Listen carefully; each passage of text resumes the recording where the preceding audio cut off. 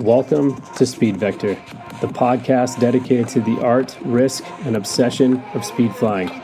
I'm your host, Victor Garcia, speed flyer, skydiver, cinematographer, Navy veteran, and full-time gravity junkie.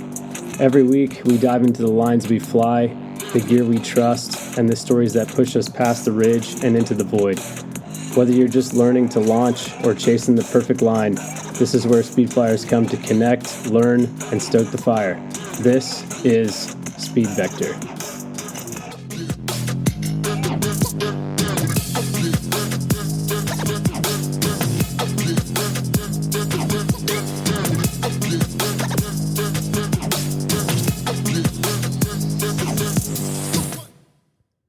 Today's guest is someone who redefines what's possible in the mountains. Jason Hardrath is an endurance athlete and adventure record setter best known for completing 100 fastest known times, a milestone no one had ever reached before. From volcano link-ups to remote alpine traverses, he's built a reputation on grit, strategy, and creative mountain objectives. He's also a teacher, a storyteller, and a leader in human performance world, showing how mindset and discipline carry over far beyond sport. In this conversation, we dive into his philosophy on suffering, flow, and purpose, what it takes to push the limits safely, and how ordinary people can unlock extraordinary goals.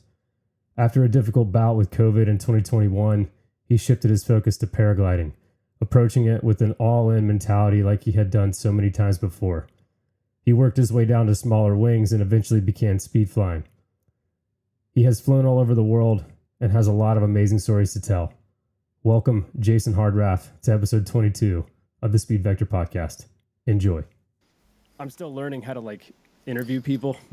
So it's not really an interview, right? I say this to everybody I've had on. I'm like, don't expect me to be like NBC Sports because I am not that. I'm just a dude that's passionate about, flying. Wait, I thought this was on ESPN 8, The Ocho. The Ocho.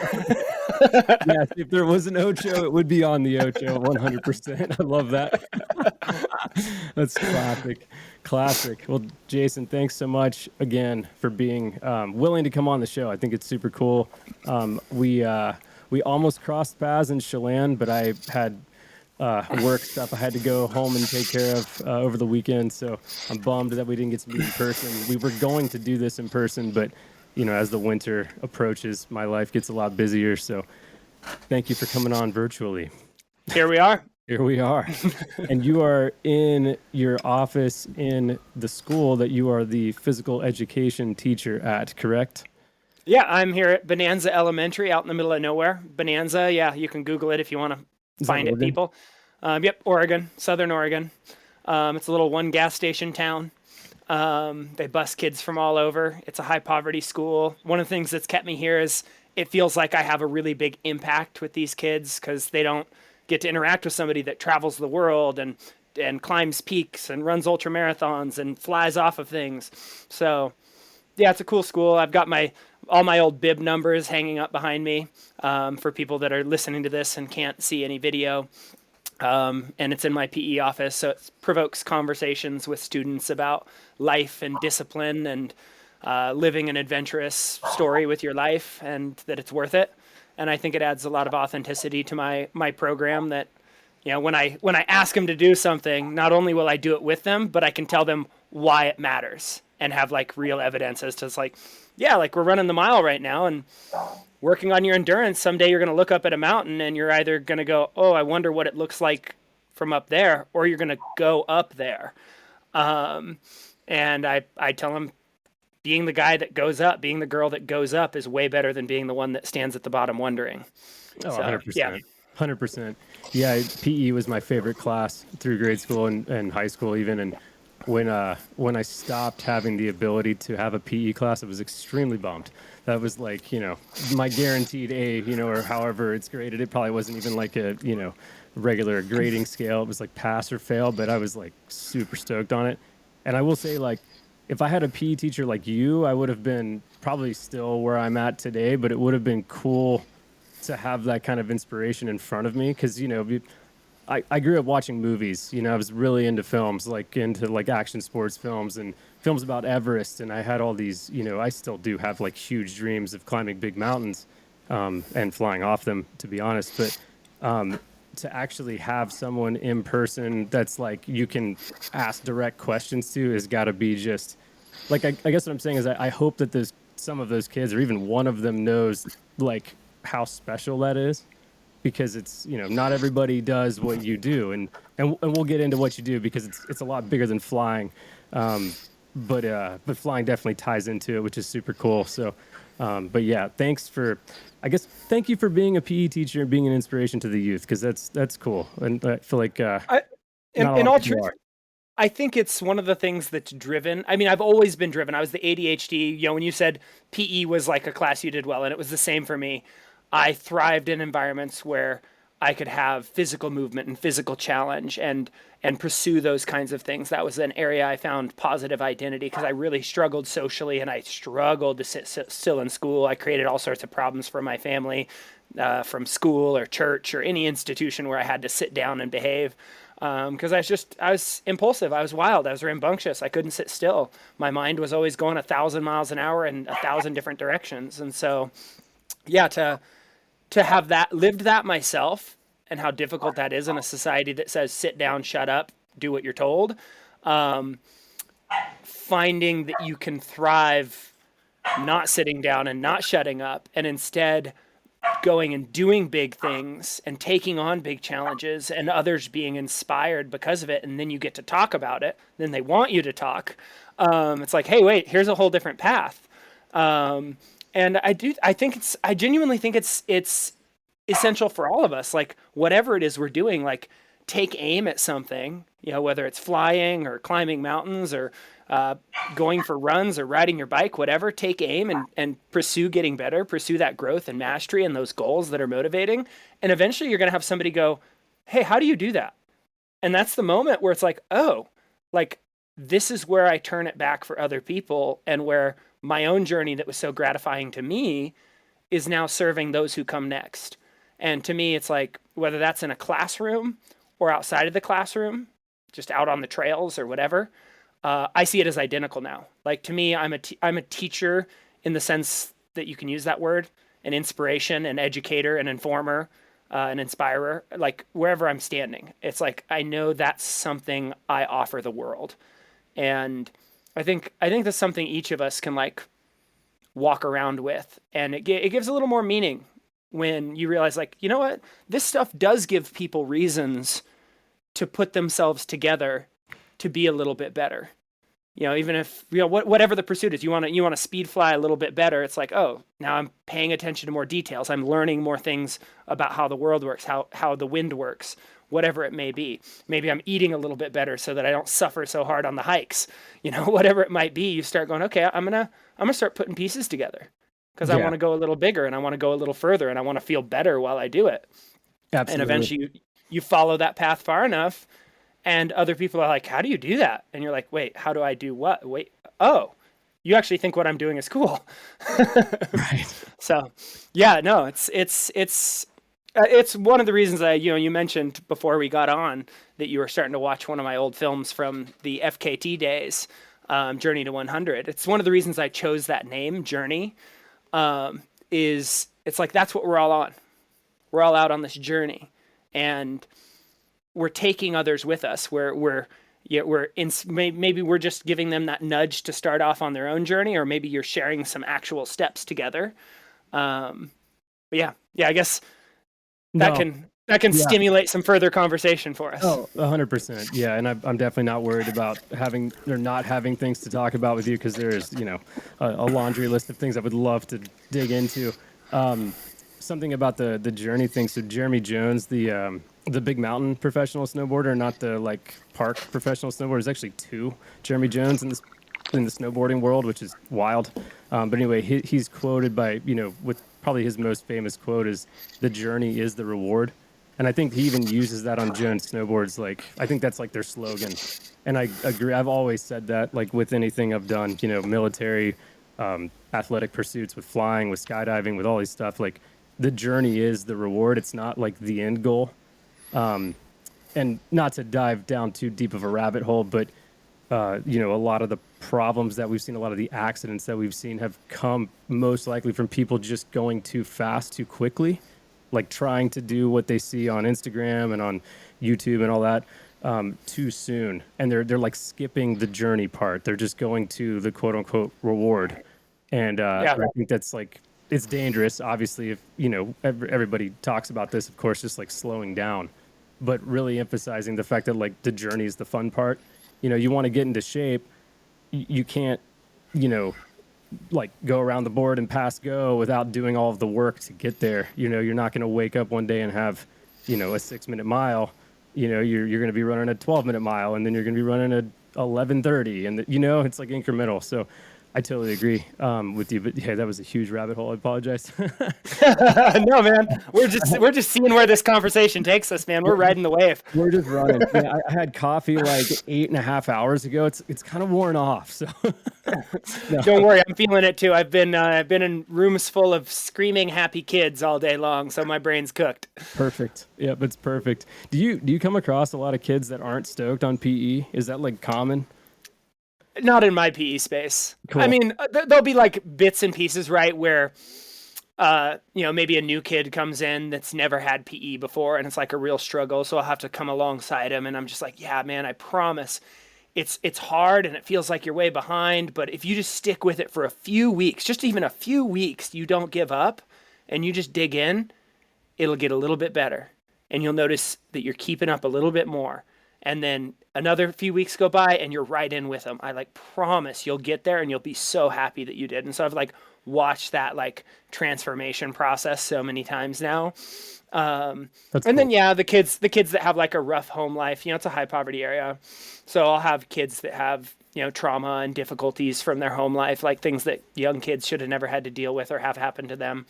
And so sometimes there'll be some butting heads. And yeah, I'm okay with that. It's like part of the human experience, you know. I'll be like, okay, cool. Do we need to be on bad terms for a bit? Like, if we need to be on bad terms, I can be firm. I can be the disciplinarian. I can show up every single day and show you what a boundary is of how you treat people and how you behave, and still come alongside you and explain why I'm doing that. Why I'm not allowing you to treat others in this way. Why I'm not allowing you to slack off or do whatever you want. Because there is a path that leads to good things, and there is a path. I talk with my kids about, I call them my coffee cup rules. It's like, these are just like, I have a cup of coffee in my hand. If I let go of it, because I always teach with coffee because I'm like drinking coffee all day long. So it's like a fun metaphor for them. It's like, if I let go of my cup of coffee right now, what happens? And they're like, well, it falls and it spills. And it's like, yeah, do I get to drink my coffee? They're like, no. And I'm like, no. So like, that's just how the world works. I'm like, what if I had 1,000 cups of coffee? And I hoped and I dreamed and I prayed and I believed that they would just float in the air. And I dropped all 1,000 of them. What would happen? How many would spill? And they're like, well, all of them. It's like, yeah, it's just how the world works.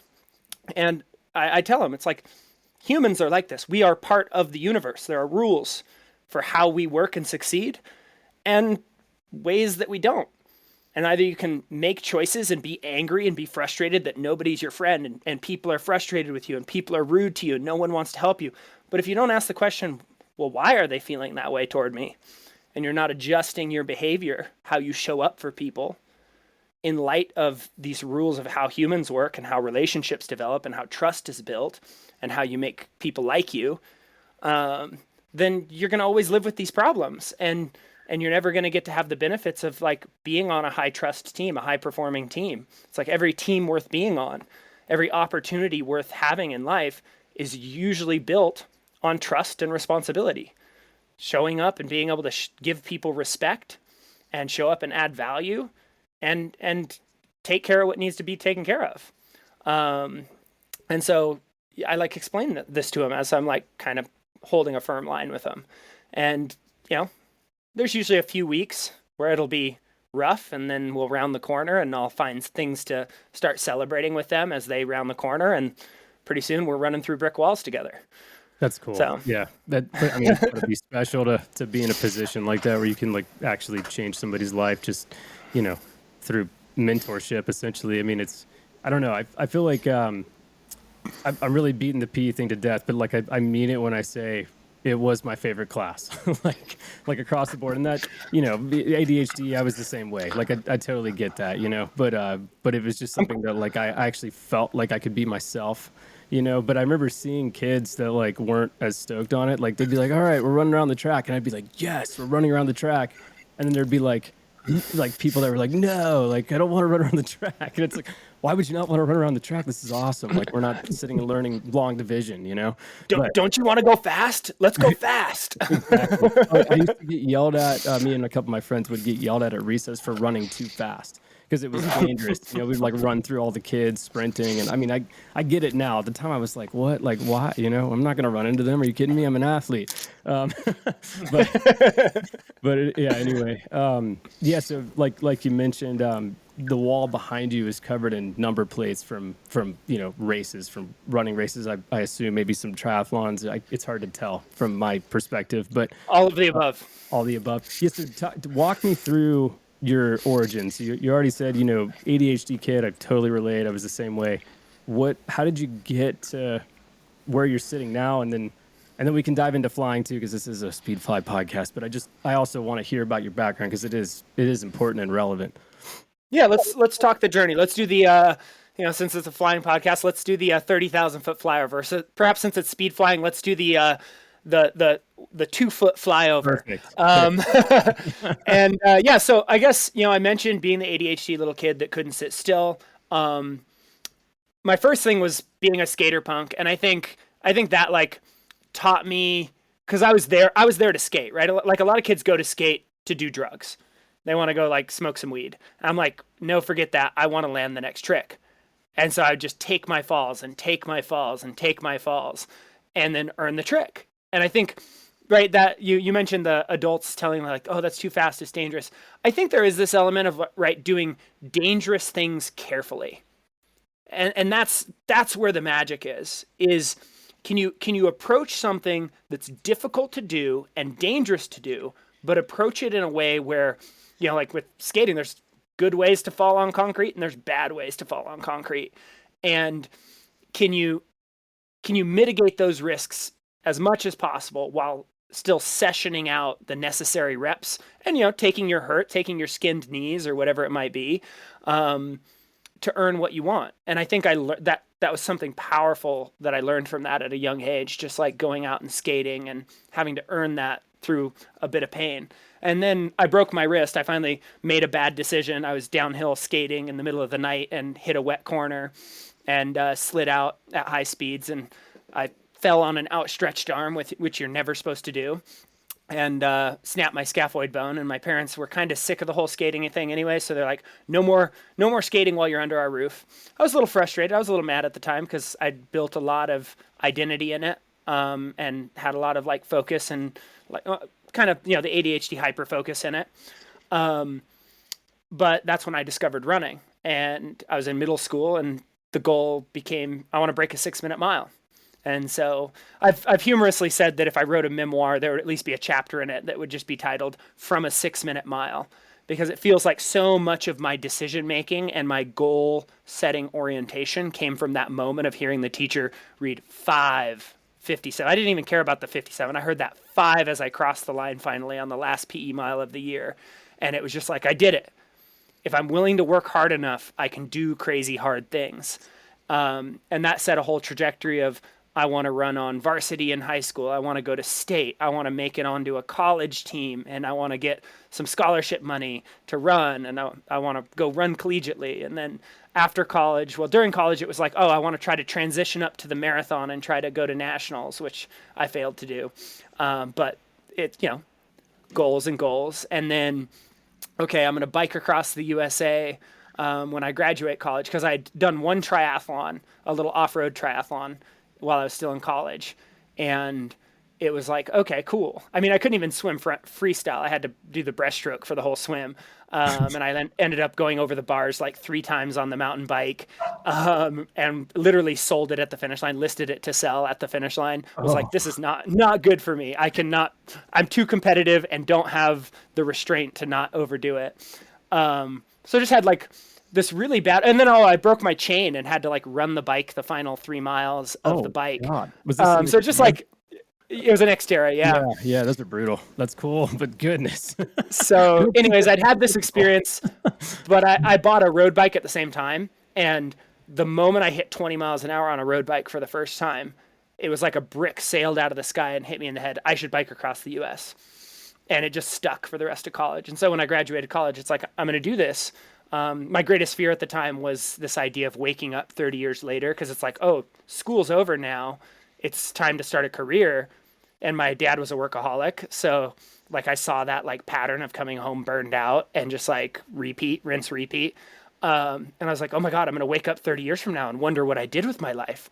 And so I was like, I have to do this now. I have to go bike across the USA right now. And then that kind of built the stage to be like, well, I now am a strong biker. I already have running as like, I've already pushed my running. Like I've tapped it out as far as it can go pretty much.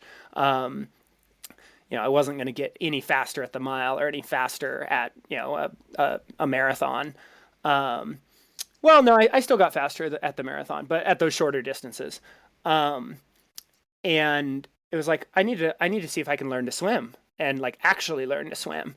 And so dedicated myself, signed up for a full Ironman. And as one does, you go straight from an unsuccessful Xterra to full Ironman. I mean, the abs are great, but it's not the full. If there's a big number, why wouldn't you go for the big one? I totally understand. Got to go big. And so, dug into that and started doing sort of ultra marathons as sort of like the real focus was Ironman triathlon. But then it was like, oh, these will help me get more fit at moving for longer periods. So that became an obsession and the focus to unlock ultra endurance in, the half day to day long capacity. And I would say, I graduated in 2011. And so from basically then until 2015, I was all in on the triathlon and ultra running. I have, between my high school running and collegiate running and all of the marathons and ultra marathons, I have 150 bib numbers on the wall behind me. Wow. So at least 150 different competitive events to like build that foundation. And then in 2015, I had a rollover car accident where I got ejected from the vehicle. Whoa. And ripped my ACL and LCL apart and had to have them surgically reconstructed. Broke my shoulder in 2 places and broke 9 ribs and collapsed a lung. And the first doctor I had, he was like, yeah, you're going to let that part of your life go, when I brought up this love for movement. And I just remember sitting like kind of just dumbfounded. Like, I don't know a version of myself that isn't dedicating, like actively making, like I make decisions in my career to not take on extra responsibilities and duties so that I can have this adventure life. I like made that agreement with myself. I read a book called A Million Miles in 1,000 Years as a 16-year-old, and it lays out this proposition of why don't we live our lives as great adventure stories? Why do we live the equivalent of a car commercial of man wants beige Volvo, man works 5 years, man buys beige Volvo? Like why is that the summary of our life, when what motivates us and what captivates us are these stories of people going out and taking on incredible odds to adventure somewhere or to slay the dragon or whatever it may be. And so I was like, I want to live an adventure story. Like, that's what I want to do with my life. And so, I was just sitting in this hospital room and I'm not a huge fan of David Goggins, but one of the things he says is like, the cookie jar, like having those things you've done that are really hard in the past where you can reach in and go, no, you don't know who I am. You don't know what I'm willing to do, right? That spirit of defiance. I think we have that for a reason. We unhealthily apply it as a kid sometimes to be defiant against things that are good for us. But then I think sometimes we can be defiant in a way that says, no, I'm not going to relent. I'm not going to roll over and phone it into the grave. And so in that moment, I was like, okay, I'm realistic enough that I know I might not run a Boston qualifying time again, or I might not qualify for an Ironman World Championship again. Like, maybe those days are done. Maybe the knee damage, maybe the lung damage is too much. But I'm not going to relent until I get back to some version of what I love. And that was like what I anchored on.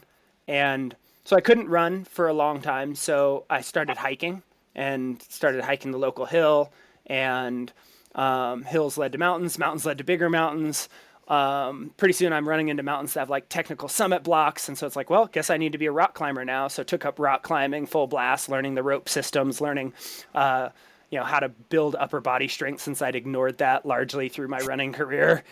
So started training upper body and training for strength and power, to be able to do boulder problems. And really with this mission of being able to solo in the Alpine. And so really pushed myself that direction while acquiring like navigation skills and glacier travel skills and the works. I actually became a guide with Shasta Mountain Guides for a few years. That's cool. Just like built this whole journey into the mountains, all while rehabbing the knee and doing what was necessary to get the knee back. And eventually that came back, and I was like, okay, I can go run 20 miles without my knee turning into a grapefruit. I'm not fast, but I can go do this. Let's see how many technical peaks I can like go link up on a weekend and then come back and tell my students about it and show them sick photos. And not long after that, I discovered the whole world of FKTs, and I'm like, this is what I'm doing anyways.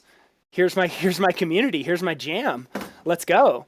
Plus there's no entry fee, and I have all these medical bills to pay back. Yeah, I bet. Yeah, so for those that don't know, FKT is an acronym that stands for fastest known time.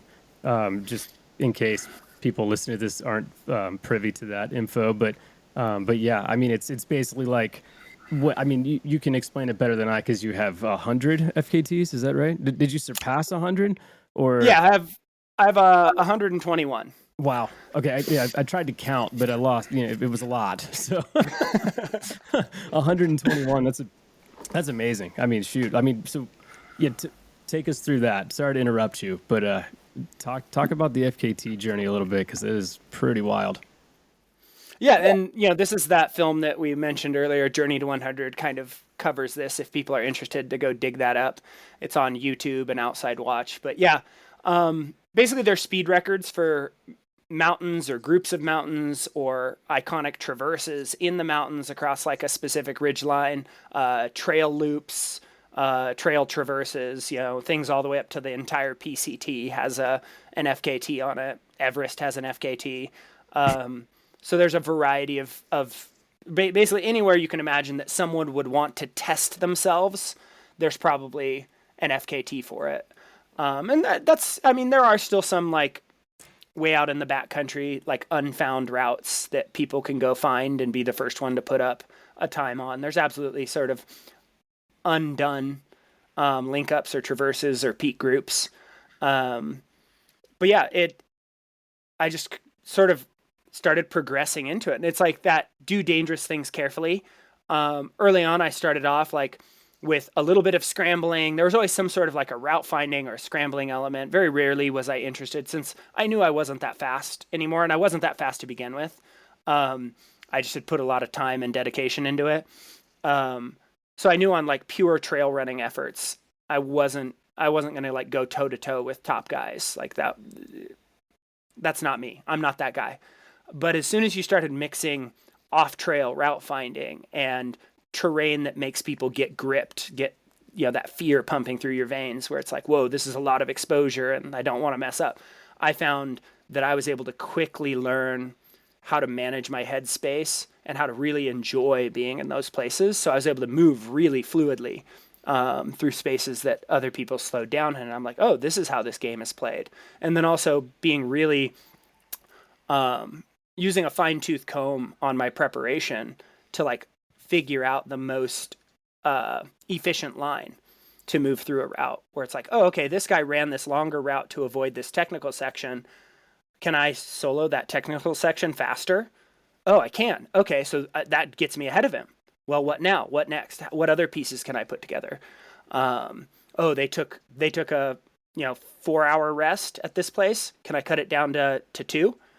Starting to dabble with all the variables and learning how to play with sleep and learning how to play with fatigue and nutrition and all these different things to like keep the pack weight light. And so, yeah, I played this game sort of progressively. And especially toward the end of my 100 FKT push, started taking on like more difficult projects, that had more miles, more time out. And then eventually culminated for number 100 was Washington's 100 tallest peaks, which no one had climbed in a single season yet at that point. So I was like treading new ground to be the first to kind of show, yeah, just like Colorado 14ers, Washington's 100 tallest peaks can be climbed in a season. And I did it in 50 days, 23 hours. And the previous person had done like 410 days or something. So it was just like kind of a different approach to taking on the challenge. And it's been really cool. Since then, 5 other people have climbed them all in a season. And so it's really cool that now it's like become a thing. Like, yeah, doing the boulders in a season is an absolutely like doable task. Right. And so, the first guy that broke the, whatever, the 5-minute mile or whatever it was, like nobody 4-minute, had done it. 4-minute mile. Nobody had done it. And then one dude does it. And now all of a sudden, like everybody, relatively speaking, is doing it.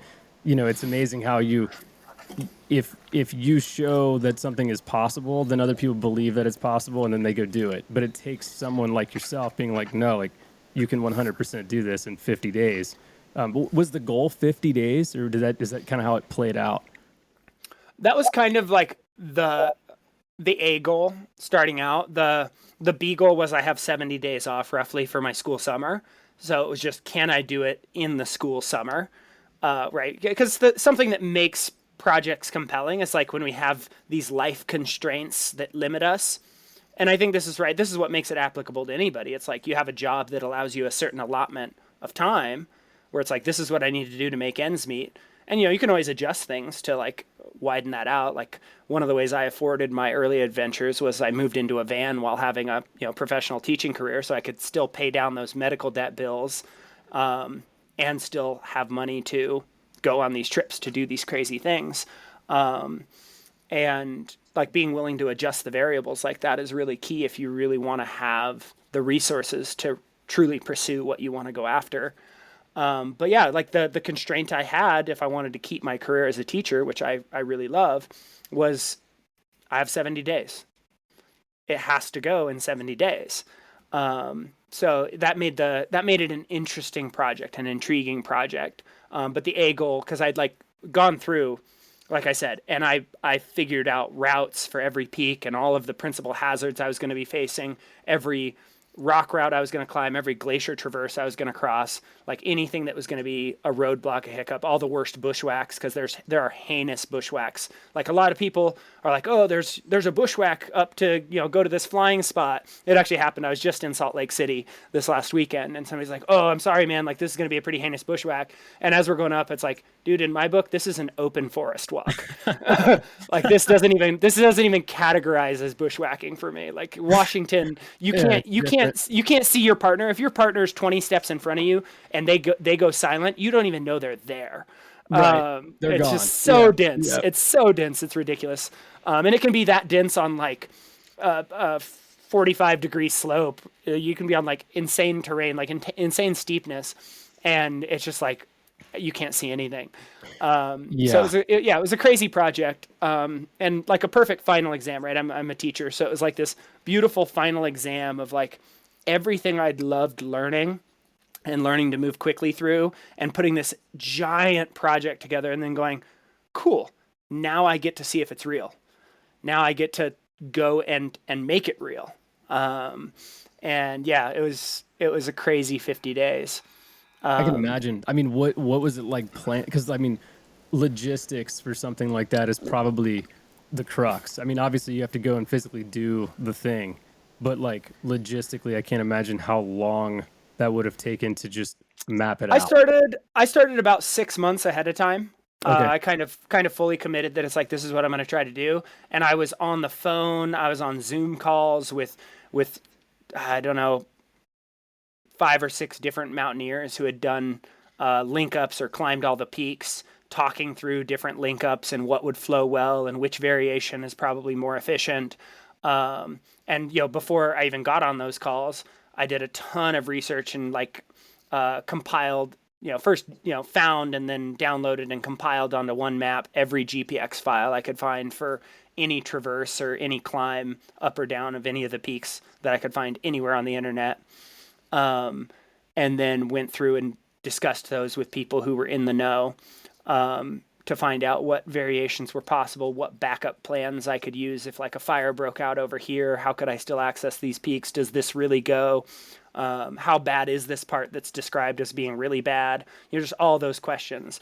So 6 months of that on the lead up, where I was putting time into it like every week. So it was a ton of front end effort to be able to have sort of this master plan where I could look at all these groupings of peaks as sort of like these chess pieces that could move around in this tournament, if you will, where it's like, okay, if this happens, then these ones go first. And if that happens, then I'll shift and go to these ones first. So it was always the next thing. The if then was always planned out. Sure. So that pivoting and adjusting was really easy mid game. So yeah, a ton of front end work went into making a project like that possible. No kidding. And then obviously there's no way to really train for that other than like spending, years doing what you did leading up to it.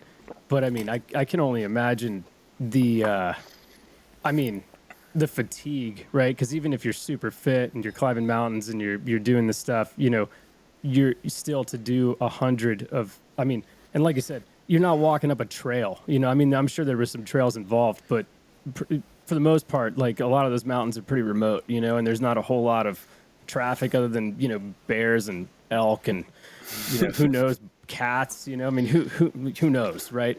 Yeah, that's impressive. When did you do that? Was that last summer or no? That was 2021. Oh, 20. Okay. So it's been some time. Wow. Yep. It's been a minute or two. How does the flying, like, where does flying come in your story? Yeah. So obviously 2021, this is after COVID has, broken out and, yeah. Not a lot is known about it. And I catch it the first time and it seems like I never really bounce back from it, but I just keep trying to crush and push with more projects, right? Because I mentioned I have 121 FKTs, not just 100. So I kept trying to push with some other big projects, but noticed that stuff wasn't quite right. And I wasn't moving as fast as I used to, and it hurt way more. And I wasn't like able to get into like the flow and the pleasure of it as much. And I caught COVID again and it got even worse. And so like I ended up catching COVID a total of 4 times that I'm aware of. And each time it was just like a step down where it felt like I just aged a whole bunch super fast and lost a ton of fitness. And I kept trying to just grind it out thinking, because we make these excuses with ourselves like, oh, I'll bounce back. Like, yeah. And you just love the lifestyle. You love the dreaming. You love the process. You love the identity. I loved the permission it gave me to speak into people's lives, to like get up on a stage and show a film and like answer people's questions and inspire them to go chase their own pursuits and believe in their own dreams. And so like, it was really hard to want to let go of that. But I finally reached a place where it's like, I'm literally going into the headspace I normally wouldn't have to go into until like mile 70 of a 100-miler in the middle of the night just to go out on a 1-hour run. Like this has gone too far. Like I'm just gritting to get through simple workouts. And that forced me to kind of like take a step back and go, something is clearly wrong in my body. And if I keep ignoring it, I'm probably going to pay worse consequences than if I acknowledge that it's real and I take a step back. But at the same time, it's like, here goes this whole way of thinking of my life, this whole adventure story that I'm in love with, this whole set of dreams and pursuits and ways of spending my time and ways of coping with difficult emotions. And I like knew I need something to be learning and growing and mastering. Like I love that process of growth and mastery. And I'd seen an X-Alps video back when I was kind of early in the FKT push. And I was like, oh, that's cool. Like maybe someday when my knees hurt on the downhill, ha ha ha. I'm too in love with just running right now. I love running the downhills.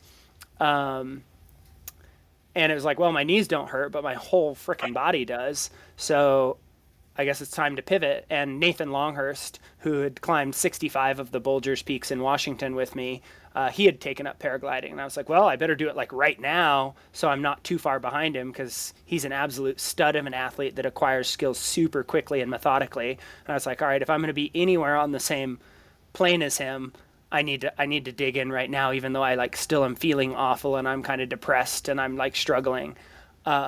And I remember like, it was almost, I was glad that nobody knew who I was and knew my past, because I would go out to the training hill and it was like literally a struggle to walk back up the training hill was where my body was at.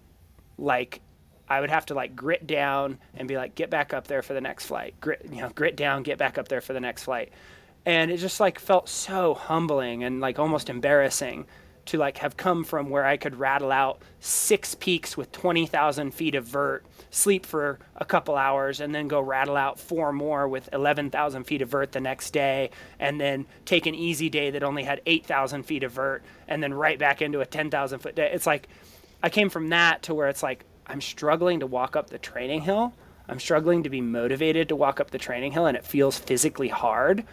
But like I knew I needed to stick with it, and the piloting aspect, like immediately the moment I took flight the first time, it was like, yep, this is something that's going to be big in my life, and I'm going to put in the time, and I'm going to bring that dangerous things carefully and all the mindsets I brought for like analyzing, fear, real versus perceived, and trust in gear and equipment, and just like a variety of skill sets and mindsets. And I'm like, all right, I'm going to bring all this to bear, and I'm going to listen to a lot of different mentors. I'm going to find a lot of different mentors, and I'm going to find the different places I can practice the skill I need right now. So like right after I got my P2, it's like, okay, I need to go soar. I need to go find like a coastal soaring site so I can just log airtime. And people are like, a lot of people are like, oh, you should only fly your home site for your first year. It's like, no, like I need the place I can get airtime where it's safe to get airtime is a coastal soaring site. So I just started going and soaring at the coast and getting a feel for my wing and getting a feel for like smaller maneuvers.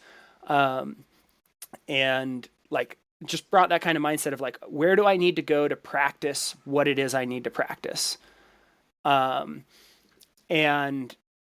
spent that first season just going for it, like building the basic skills, getting used to launching in higher winds, getting used to kiting in higher winds, just like building that, those fundamentals, if you will, right? If it's basketball, it's dribble, pass, shoot, just the basics, the fundamentals, and like drilling those down. And even by the end of that first season, some people already started to be like, oh, you're pushing it too fast, too soon. But then one of those guys who had that like mindset, it also like saw me like pull up and launch after 2 more experienced pilots. They had been pilots for like 5 years, but who knows like how frequently they were actually practicing their skills versus just like, it's a nice day, I'll go fly today. And like I pulled up and launched first try after like they botched like 2 or 3 each. And he's like, that was pretty impressive. It's pretty impressive that your skills are where they are, being so new to the sport. And so it was like kind of fun that even those people who wanted to push back were like acknowledging that it's like, okay, clearly you're doing something here. It seems like you're doing it correctly, but I want to tell you you're not doing it correctly because it seems too fast.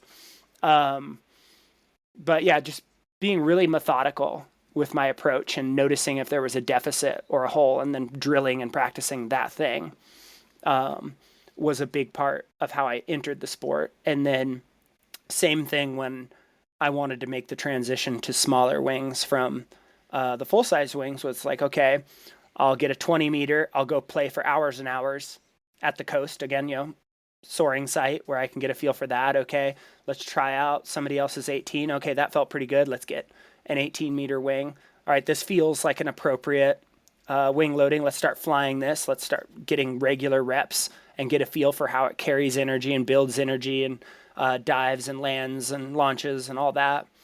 And then finally moved into a 15 meter speed wing and started working that the same way. And then it wasn't until I was doing everything I wanted to do and was pushing that wing really hard that I finally was like, okay, I'll try a 13 out. And it was like, okay, this feels like the wing. And, since then I've flown an 11, and it was like, okay, yeah, it's fun that it's fast. It's fun that it flies steep. It's fun that it rolls so easy, but I don't need that. Like it adds it adds more risk, and I'm not fully maxing out the 13 yet. Mm. I'm glad I tried it. I'm glad I tasted it. I'm glad I know I can fly it. But the 13, I still have room to grow, and it still does the things I want to do at my wing loading. And so I was like, oh, yeah, cool. Like, this is where I want to stay. This wing does what I need to do in the sport in the way I want to do it. Because Sure. it's like, the nice part of having followed this whole journey of, especially with Washington's 100 Tallest Peaks, that sort of felt like my Sistine Chapel, if you will, of like pushing my body to its absolute pinnacle and like manifesting something out of that with my skill set and mindset and physicality. And so I'm not really on a road to like try to prove myself up against others. It's like I have things I want to do. I have some things I would like to experience, some ways I would like to be able to aesthetically apply the sport, if you will, Sure. to nature. And it's like beyond that, I don't have any need to prove anything. Right. And so I feel like it's put me in a healthy mindset to approach it while I'm still pushing and I'm still like, kind of moving quick. It's very metered and very calculated. And also like, I'll see somebody do something. I'm like, nope, don't need to do that. I understand that. I understand that. Yeah. It's like, wow, that looks really cool, but yeah, I don't know if I want to do that. I don't know if it's worth it, Oh man, no, I agree. And just to touch on the 13 meter versus 11, sometimes smaller isn't always better. I mean, there are times where it's fun to, like for me, it's like, a 9 meter, right? Like I really enjoy my 9 meter. I enjoy how it flies. I enjoy how it launches. I enjoy how fast and snappy it is, but sometimes it's nice to just slow down and make more turns, like have more time. You're still flying fast. You're just not, going 60 in a straight line. So there are trade-offs, right? To, like you said, less margin. And then if you're not maxing out, the wing that you're flying, then why, move down, right? So I agree with that fully. That's a really cool progression. And that's a progression that you've been on that a lot of people don't do. I mean, I have a different story in that I came from skydiving, right? So I'm like, I fly a relatively small, parachute. Like I can handle an 11 meter speed wing. So I went from a 15 to an 11, and I put a ton of time on the 11, and I loved it. And then down to a 9. Now I'm flying a 14, and I mean post injury, right? But I'm actually committed to flying a 14 for a while. Like, I mean, that's like the goal. I still have a 6 meter, I have a 10 meter and a 9 meter. Like I've got all the crap. I just don't I don't intend on using them. Maybe the 6 meter with skis, but not with the intention of actually flying, right? Just skiing with the wing, actually speed riding, not flying with skis on. That might be the only application, but we'll see. It's fun to kite in like 30 knots of wind. It's a blast. But that's and beyond that, it's hilarious because it's tiny. I mean, it's just atrociously small. Like it's actually ridiculous. So I probably shouldn't have it, but I do. But anyway, I'm curious, where did you get your P2? Because you're in Oregon. Did you learn in Oregon, or did you go to Tiger? Where did you go? Yeah, I learned in Oregon from an old fella in the sport named Brian Kerr. He's been in it for 24 years, was a competition pilot back in his time. So yeah, learned from him just in the Ashland area, Wood Rat, and next to Mount Shasta, there's a launch called Whaleback. So it was the most convenient place near me. I teach down in Southern Oregon, so Northern California and the Ashland area, the Wood Rat area are just a 90-minute drive away. So it's pretty simple Awesome. to jump in and learn there. Yeah, it looks like fun terrain. Is that where where do you fly currently? I mean, like if like going on your Instagram, where is that zone with the sporadic trees? It kind of looks like Chelan in a way. It does kind of look like Chelan. Yeah, no, that's my local little hike and fly right above town on Hogsback Mountain. It's just right above Klamath Falls. I drive right past it on my way home from work anyways. So if the wind is the right direction, it's like, cool, hop out, hike up 1,300 feet and get a barrel roll or two in. Yeah. So yeah, kind of a perfect way. It's really fun. You go to a place where there's lots of people who do a thing, and it's nice to have the community. of people who do the same thing as you. But the fun part about being the only one who does a thing is literally there's a texting chain with the little neighborhood that's right at the base of the hill. They'll all like text each other when they see me starting to hike up, like, oh, he's about to fly. And they get super enthusiastic, and it's like their own private little air show. They like get an absolute kick out of it. I'm the neighborhood fly guy.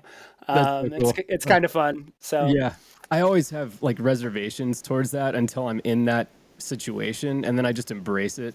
But like, there's a couple places I fly around where I live where, I mean, up until recently, nobody really flies where I live. I live in Yakima. There's a ton of sites. I mean, a ton of spots that work really well. I mean, some really good spots too.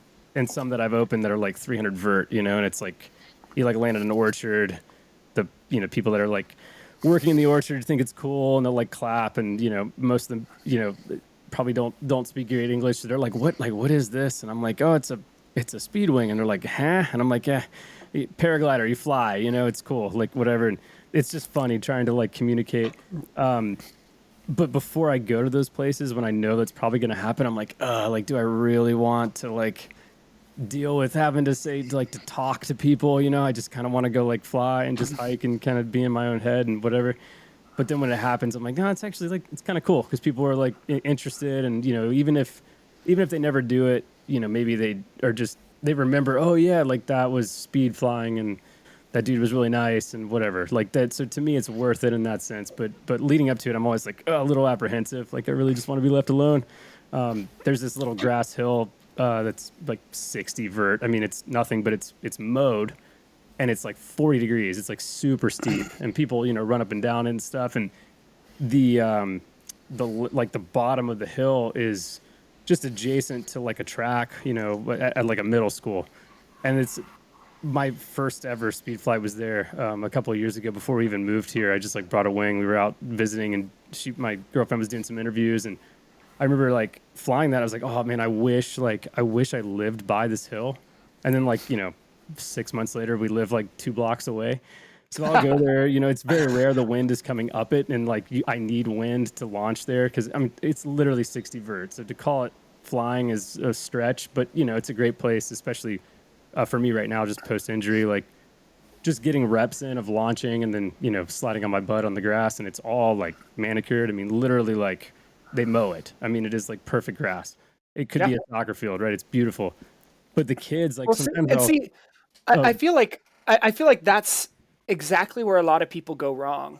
Is the moment they do something bigger, they downplay how much is still like available for them to learn and refine and hone by just doing the simple basics, right? If you can rep out 10 launches and landings clean, where normally you would, if you hiked a bigger one, like you get 1 launch and 1 landing, right? And it's like being willing to go like, no, I know what I'm here for. I'm gonna get 20 laps today. I'm gonna get 10 laps today, and each time I'm gonna work on something just a little bit different and get a little different feel. Like that kind of an approach is gonna like serve, right? I always think about like, okay, sometimes you're in a situation where you want to do like the flight, and maybe the conditions are less than ideal. But if you've put in hundreds of reps in your like safe place to know like this is a situation that absolutely my wing will inflate and I can do it in this many steps, and I have more than enough for that in this space for this flight right now, even though it's less than ideal, then you can make that really clean call because you have hundreds of reps to base it on, versus just like throwing caution to the wind and going for it, or just hiking down, not really knowing if you could have gotten it. It's like you can make that decision based on hundreds of laps of like, oh yeah, I put in the time on my 60-foot hill, and so I know that I can launch this crosswind or this much tailwind or whatever it might be. Like it works every time in these situations. And as soon as it crosses this line, I know I don't go. There's no guesswork to it. Like I've explored those options. Right. But the only way to know that is to go do it, Yeah, lots and lots of reps in a safe environment. Yes. And that's why I count them, but it's with an asterisk, like I know the site. So when I'm logging it, I'm like, it's at the hill, I mean, it's 60 vert, right? I'm not making any turns. But launching, getting into my harness and pulling on toggles, you know, and then flaring and landing. I mean, so it is a flight. But it's just so funny because like the kids, you know, I don't know their like recess schedule, right? It seems to be all over the board, but they always come out and they're just like screaming and cheering and like they're pulling out their phones and filming. And I think it's like rad, you know, and they're like, do it again. And I'm like, it just went tail. Sorry. Like I literally can't, you know, like my leg hurts and I just did 15 laps. Like I cannot run anymore. So, but it's funny, you know, I call it urban speed flying. It's just like, yeah, I mean, big mountains inspire me, but so do like really small hills. Like, what is the smallest hill I can get off the ground and fly and land? You know, there's just like, and there's so many aspects to the sport where like, unless you're, you know, doing barrel rolls a foot off the ground, you know, or rolling out a foot off the ground in like a big couloir, it's not cool. And I totally disagree with that. I'm like, no, like, I love to kite, you know, it's fun to just be attached to my wing.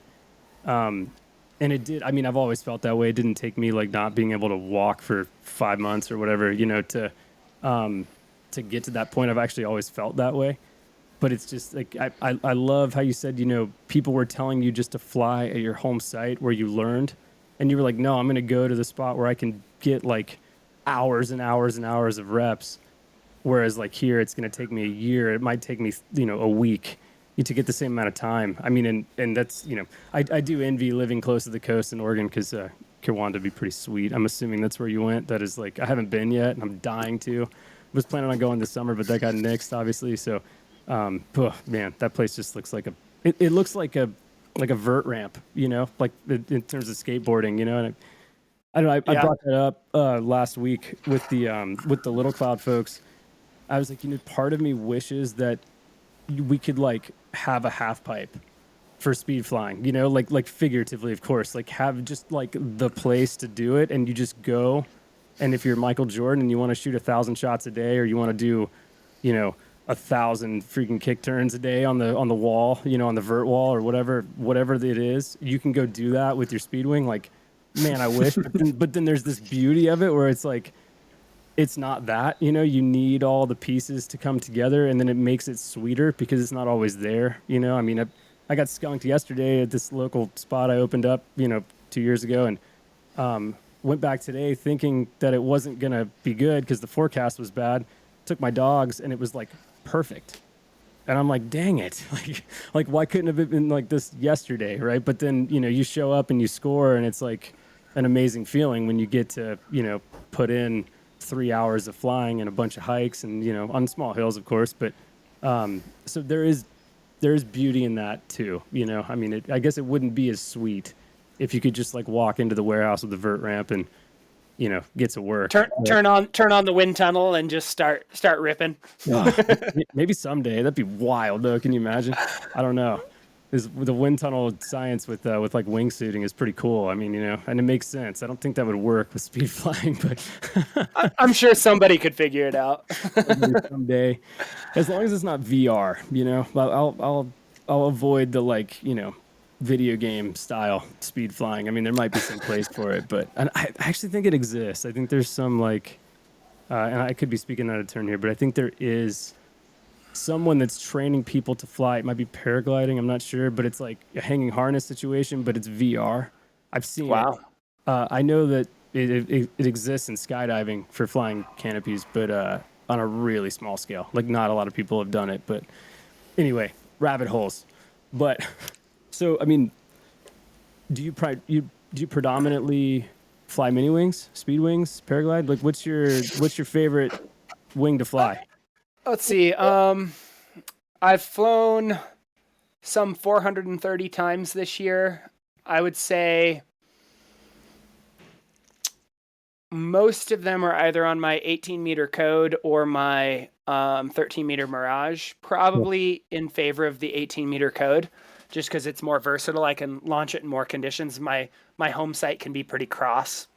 And unless it's shallow enough of a launch, then unless it's like straight on or totally dead. If it's totally dead, I got to run like hell. With the Mirage. Yeah, with the Mirage. Yeah. But with the code, it's like versatile enough that like I can pull it up and get it off fairly easily in a variety of conditions.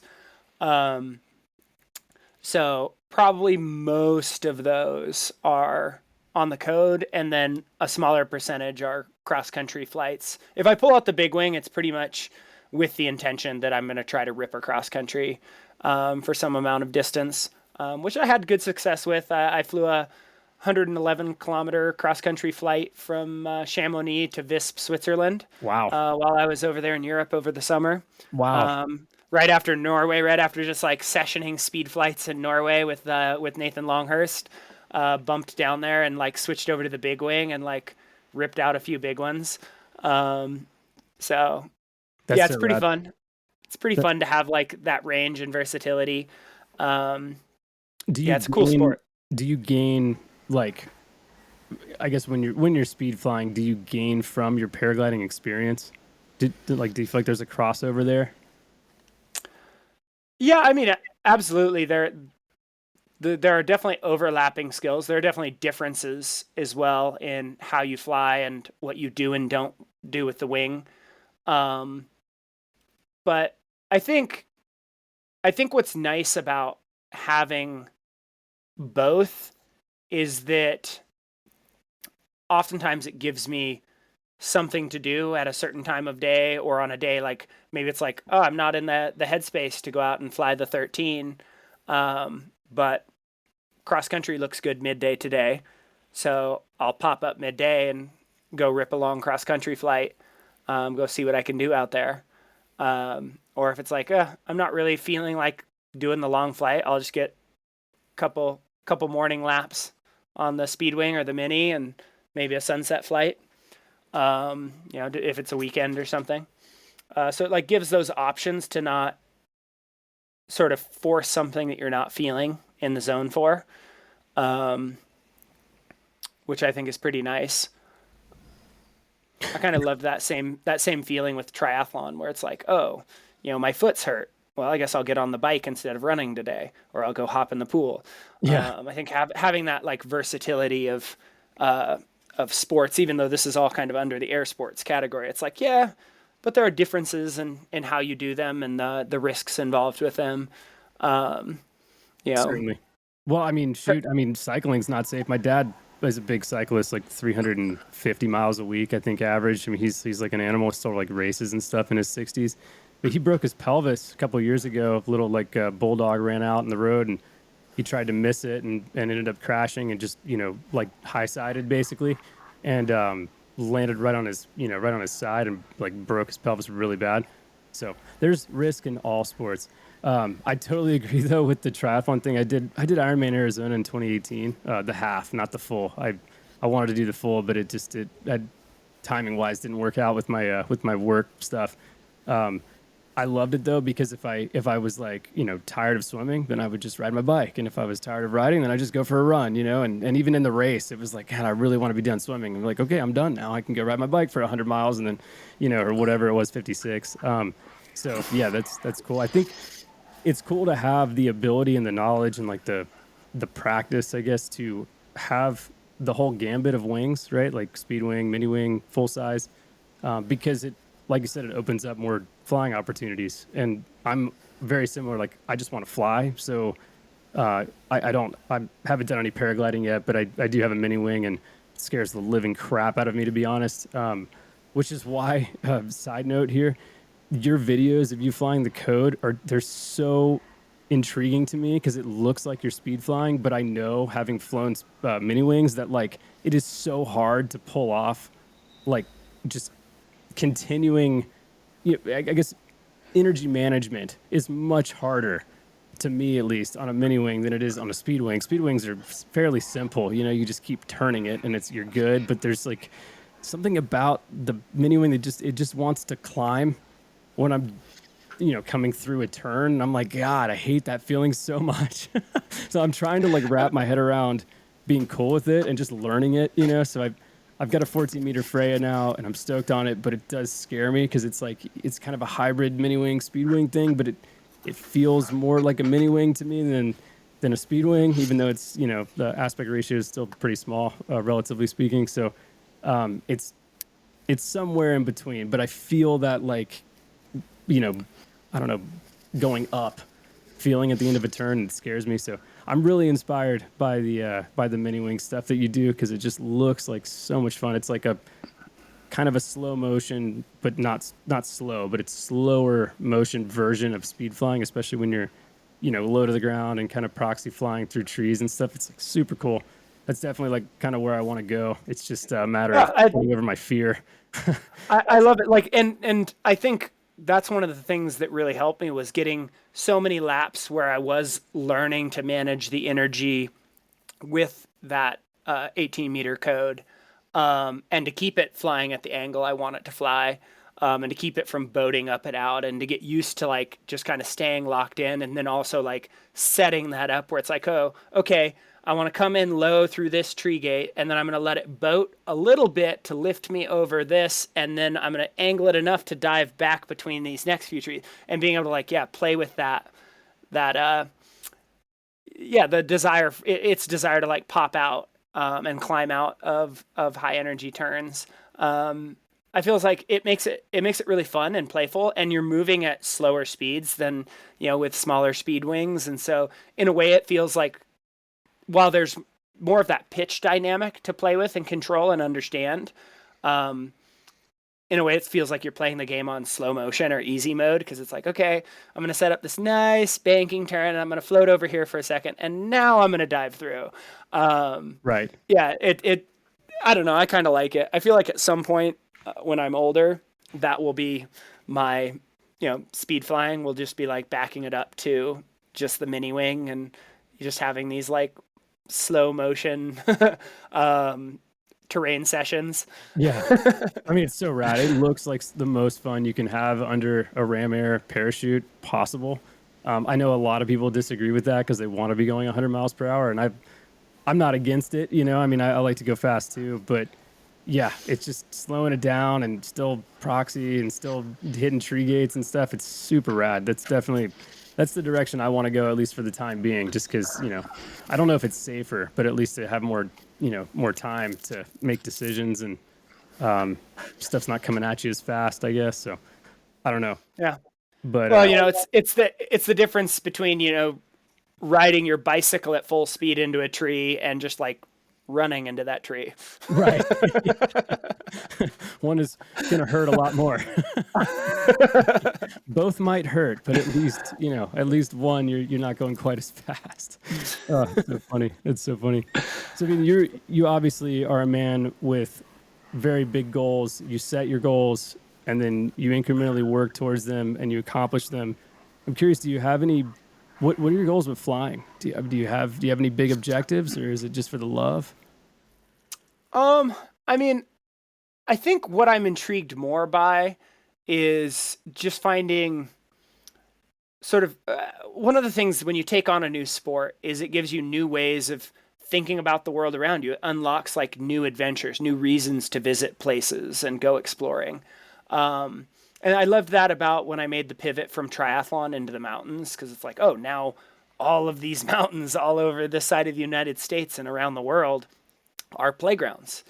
All of these, climbing crags are playgrounds. And so flying has kind of unlocked this sort of similar curiosity to go to really beautiful places, and to experience flight in those spaces, in that environment, with that sense of place. And I think that's something that I'm searching for within this journey, is to go more interesting places, and to also like continue to tell inspiring stories to my students and to others. And, I threw out a little film of doing a hike and fly version of the UK National Three Peaks Challenge.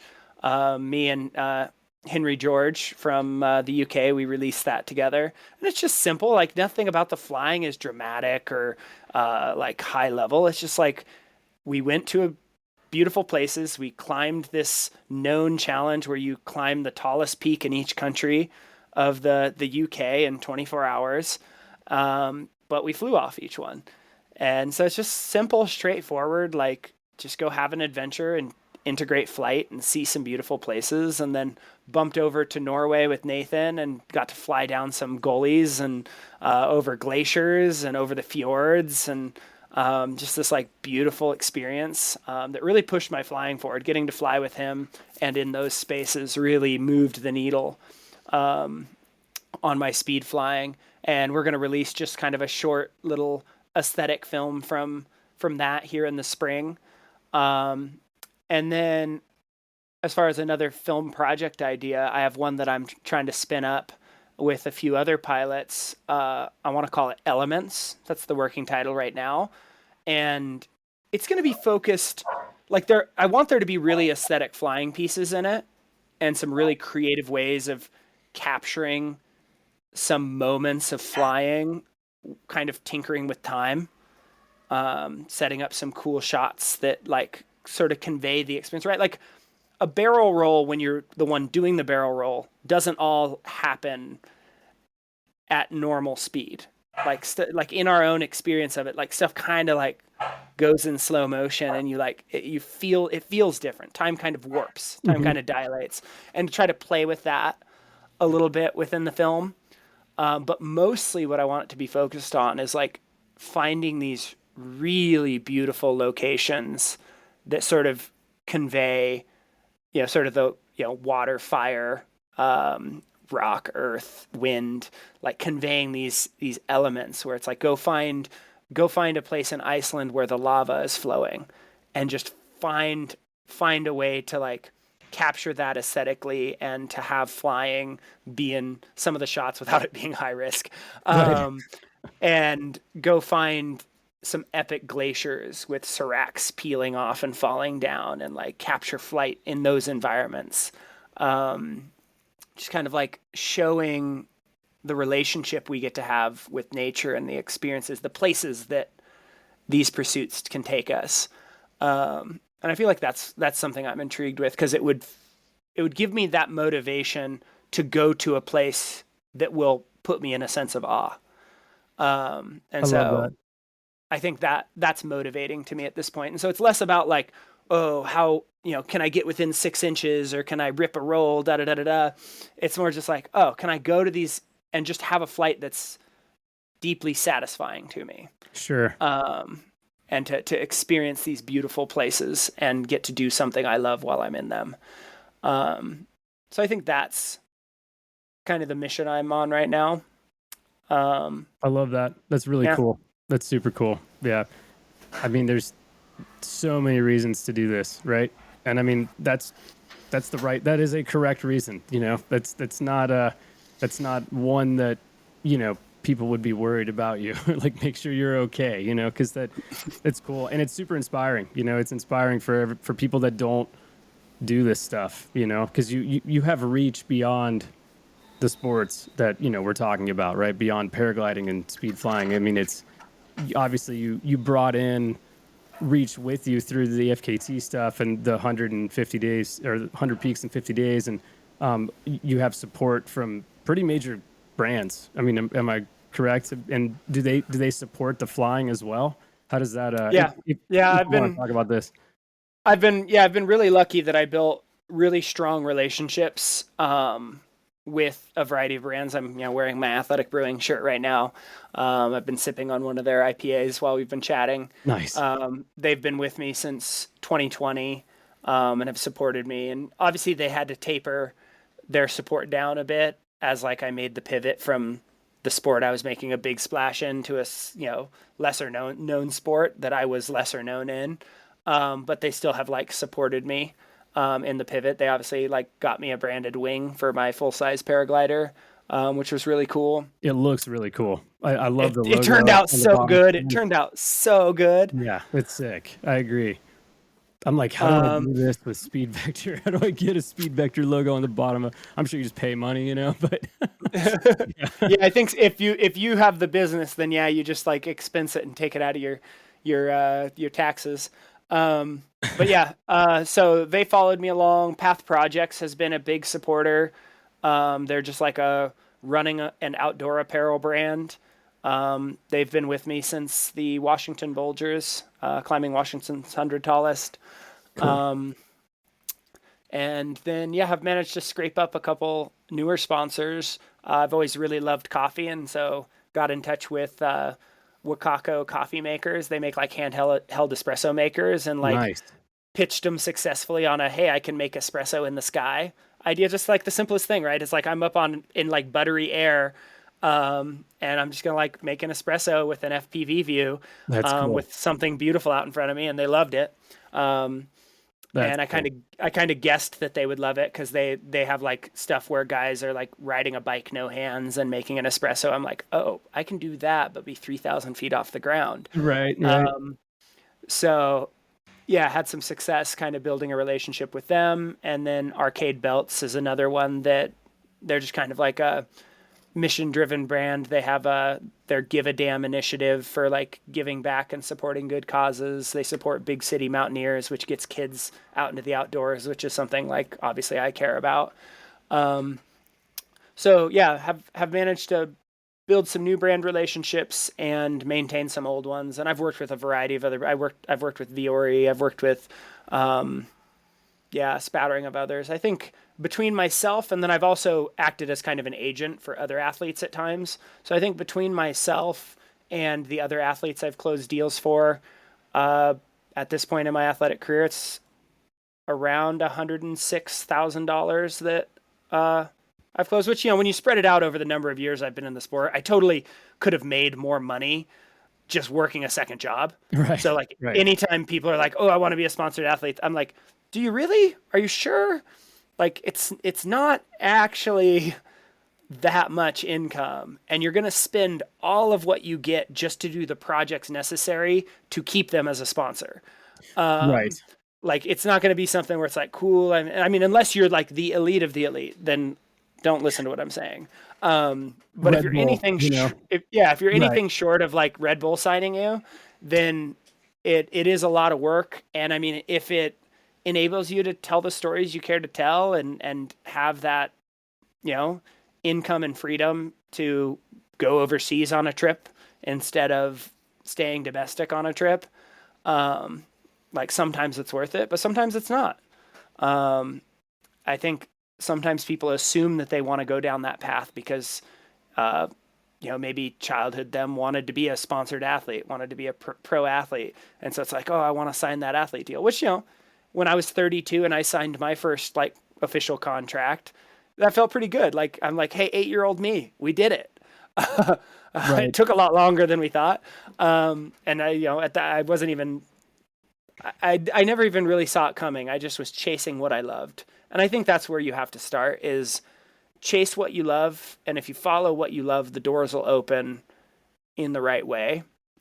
And then it just comes down to that, like, trust and responsibility. The same things I teach my students. Like, can you show up? Can you maintain relationships? Can you deliver good value? Can you be a good ambassador for that relationship, for that brand?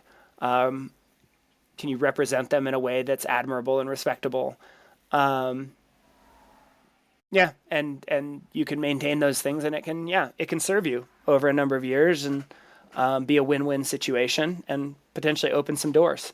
But yeah, I definitely think people should take a hard look at themselves and what they really care to do and not do with their time, before they just assume that chasing a sponsorship is the right move. They definitely get their pound of flesh. It's nothing is free. So even if they're, you think about it, right? You get a job, right? They're not going to pay you if you don't show up, if you don't do the job, and they're going to fire you if you don't do the job well, or if not to their, standard or whatever. It's the same thing with sponsorships. I've had sponsorships in my past, through other sports or in other sports, and it was cool. It's great. Like, you get free shoes and clothes and maybe make a little money. It's awesome. It could definitely open the door for certain things that, maybe, you wouldn't have access to, and that's super cool, but it's not free. Everything comes at a cost. So that's really strong words of wisdom and advice there about sponsorship. Definitely go down that road if you're capable and you have the relationships and that's what you want to do. Like, by all means, it's a good, it's cool. It's a job, it's definitely a job. So yeah, keeping that in perspective is important, because, some of it is fairy tale and some of it is true. And there's definitely a line in there somewhere that gets kind of gray. So, but anyway, Where can people find you? So the easiest way to get in touch with me is probably on Instagram. I'm just Jason Hardrath, at Jason Hardrath on Instagram. I do have a TikTok. I'm rarely on there. I have Facebook, rarely on there. Does anybody even use that anymore? My mom. Hey, Mom. Yeah. That's about it. Yeah, so I also have a website people can go to if there's anybody who listens to this that is old school email. I have my email and all that on my website, just jasonhardrath.com. Yeah, those are the easiest ways to get in touch. Happy to chat project ideas and flying, any of the above with anybody. Definitely hoping to have some cool projects coming up in the near future and some trips to some cool places to fly. So always stoked to chat about rowdy adventures. So yeah. I love it. Any parting words here? I want to be respectful of your time. I know it's getting kind of late, but yeah, I mean, drop some wisdom on us on our way out. I think I'll just circle back to what I said before. I mean, we're all choosing, if you're listening to this, you're choosing to do a dangerous thing. The best learning is in doing dangerous things carefully. Make sure you're bringing both elements. Make sure you're approaching it with a methodical mind. And yeah, with all of the things around it, I think if you just follow the love, just chase the passion, it's going to guide you pretty well. You know, maybe you're going to have to listen to some words of caution from some sage voices around you. But I think that's served me pretty well. And then, you know, keep the main thing, and make sure you keep the secondary things and whether it's a sponsorship deal or whatever it might be, like make sure the secondary thing stays the secondary thing, and then the primary thing stays the primary thing. Because they can try so hard to get muddled, and then you find yourself doing the wrong things for the wrong reasons, and you're taking risks or taking on projects that you're not actually passionate about, and you're taking risks inside of them that you are like, wait a second, why did I do this? Why did I make this choice? I think making sure that we stay rooted in doing things for our own reasons, for the intrinsic motivation, for what flows from within, is really important. And I think that can apply to something as simple as flying with the boys. Like when you take a flight, like remember to shoot for not just approval from others, that applause, those accolades, but make sure you're flying from that passion within. And I think that'll guide you away from perhaps doing some things that shorten your flying career. It's very sound advice. Very sound advice. But thanks so much for doing this, Jason. I appreciate your time and you coming on. And I mean, man, like I said, there's a million things I could talk to you about. It's cool to hear your story, and I hope to be able to fly with you someday. That'd be cool. Maybe we'll run into you. I mean, it's not like we don't live that far apart, you know. You're only a few hours away, I think, maybe a handful. So maybe I'll make my way out to your neck of the woods sometime, and you could show me those local zones. Or maybe we'll meet at Cape Kiwanda. That's actually, let's do that. Let's call that a deal. I'll meet you there. All right, audience, you've heard it. We've agreed. We're going to fly together at Cape Kiwanda. Perfect. You can hold us to it. I love it. Right on, man. Well, you have a good rest of your day, brother, and we'll see you out there. All right, catch you later. Thanks so much.